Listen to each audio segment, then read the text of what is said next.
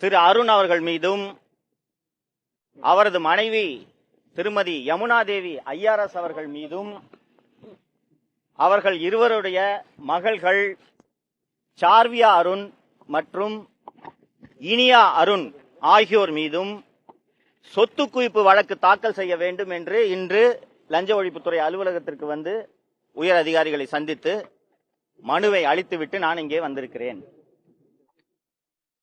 திரு அருண் அவர்கள்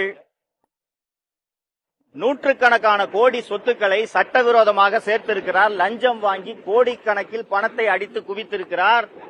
சென்னை மாநகர காவல்துறை ஆணையராக இருந்தபோது ரவுடிகளோடு தொடர்பு வைத்துக் கொண்டு கட்ட பஞ்சாயத்தில் ஈடுபட்டிருக்கிறார். பணம் வாங்கி கொண்டு போலி என்கவுண்டர் என்ற பெயரில் கொலைகளை செய்திருக்கிறார்.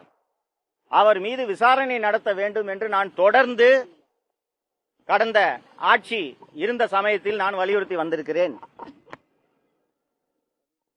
புதிய ஆட்சி வந்த பிறகும் அருண் மீது நடவடிக்கை எடுக்க வேண்டும் என்று நான் வலியுறுத்திய போதும் கூட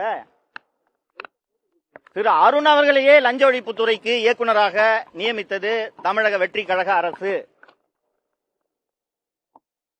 திரு அருண் அவர்களை லஞ்ச ஒழிப்புத்துறை இயக்குநராக நியமித்ததை விட இந்த துறைக்கு மிகப்பெரிய அவமானம் என்பது ஏற்பட்டிருக்கவே முடியாது. எதை வைத்து திரு அருண் அவர்கள் மீது சொத்து குவிப்பு வழக்கு பதிவு செய்ய வேண்டும் என்று நீங்கள் கோரிக்கை விடுக்கிறீர்கள் என்று கேட்கலாம். வெங்கடேச பெருமாள் பிரைவேட் லிமிடெட் என்ற நிறுவனம் சென்னை மயிலாப்பூரில் இருந்து இயங்கி வருகிறது. இந்த வெங்கடேச பெருமாள் பிரைவேட் லிமிடெட் என்ற நிறுவனத்தில் சார்வியா அருண் மற்றும் இனியா அருண் ஆகிய அருண் மற்றும் யமுனா தேவி தம்பதியரின் 2 மகள்கள் 100% பங்கு வைத்துள்ள பங்குதாரர்களாக இருக்கிறார்கள். இந்த கம்பெனியின் ஒட்டுமொத்த முதலீடே 1 லட்சம் ரூபாய். ஆனால் இந்த நிறுவனம்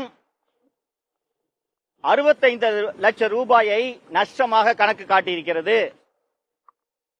ஆனால் வெறும் 1 லட்சம் ரூபாய் முதலீட்டை கொண்ட இந்த நிறுவனம்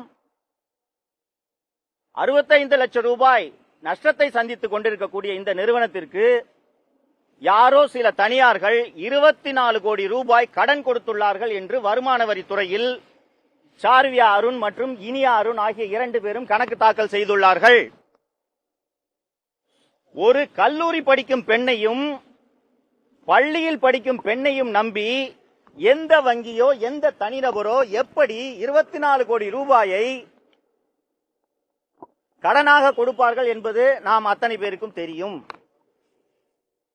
இந்த வெங்கடேச பெருமாள் பிரைவேட் லிமிடெட் போலவே 10க்கும் மேற்பட்ட நிறுவனங்களை திரு அருண் பினாமி பெயரில் நடத்தி கொண்டிருக்கிறார்.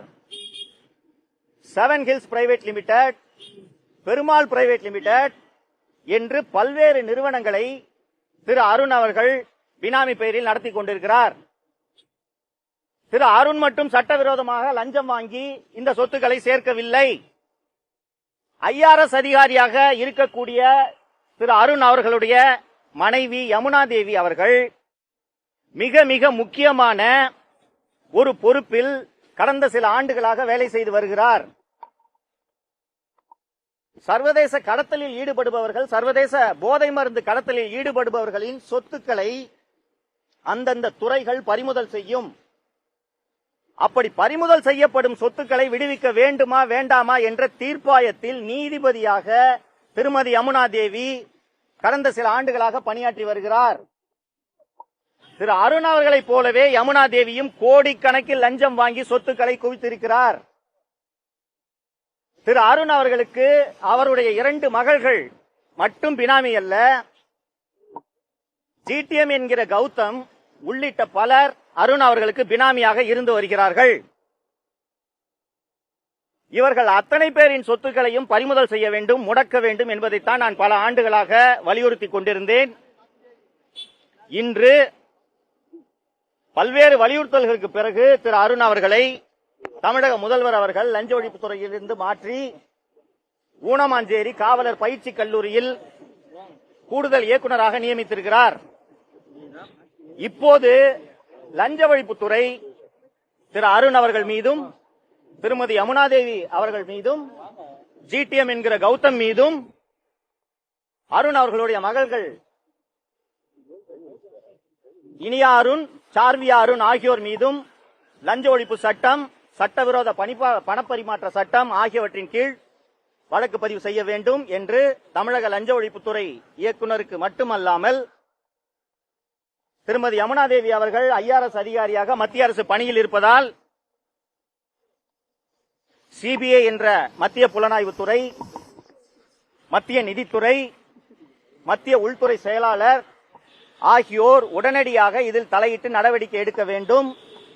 திருமதி யமுனாதேவி மற்றும் திரு அருண் ஆகியோர் பணி இடைநீக்கம் செய்யப்பட வேண்டும் என்ற கோரிக்கையோடு இந்த புகார்களை அவர்களுக்கும் தபால் மூலமாக அனுப்பியிருக்கிறேன்.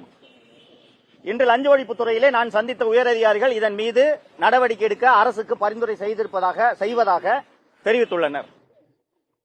கொஸ்டின் எதுவும் தொடர்ச்சியாகவே நீங்க புகார் சொல்றீங்க, ஆனா இது வரைக்கும் நடவடிக்கை எடுக்கல. ஆனா அவருக்கு மேலும் அரசு பதவி கொடுத்தாங்கல்ல, தொடர்ச்சியாக கம்ப்ளைண்ட் இருக்குமா கூடுதலா கொடுத்துட்டே இருக்காங்க. இல்ல கொடுத்துட்டாங்க. ஏற்கனவே அவர் லஞ்ச ஒழிப்புத்துறையின் இயக்குநராக முக்கியமான பதவியில் இருந்தார். இங்கே வந்தும் அவர் நேர்மையாக பணியாற்றவில்லை. திமுக அமைச்சர்கள் ஏவா வேலு மற்றும் சேகர்பாபு போன்றோர் மீது பதிவு செய்யப்பட்ட வழக்கு குறித்த தகவல்களை வெளியே கசிய விட்டு திமுகவுக்கு விசுவாசமாக இருந்தார்.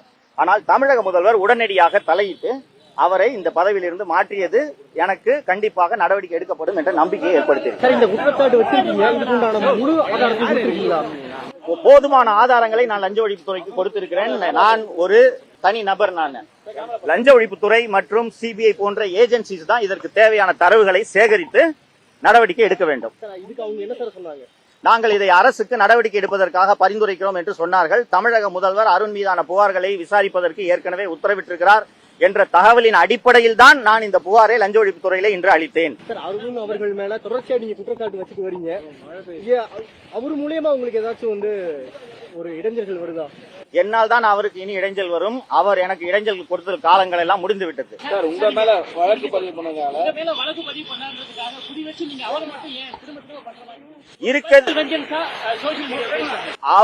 அவர் செய்த ஊழல்களை நான் வெளிப்படுத்திய காரணத்தால் மட்டுமே அவர் என்னை குறிவைத்து பல்வேறு வழக்குகளை என் மீது பதிவு செய்தார். அவர் மீது இருக்கும் ஊழலுக்கான ஆதாரங்களை நான் இப்போது லஞ்ச ஒழிப்புத்துறையிலும் அளித்திருக்கிறேன். தொடர்ந்து விசாரணை அதிகாரிகள் என்னிடம் விசாரணை செய்தாலும் நான் அளிக்க தயாராக இருக்கிறேன். ஆதாரம் இல்லாமல் நான் அருண் மீது எந்த குற்றச்சாட்டையும் சுமத்தவில்லை. தேங்க்யூங்க.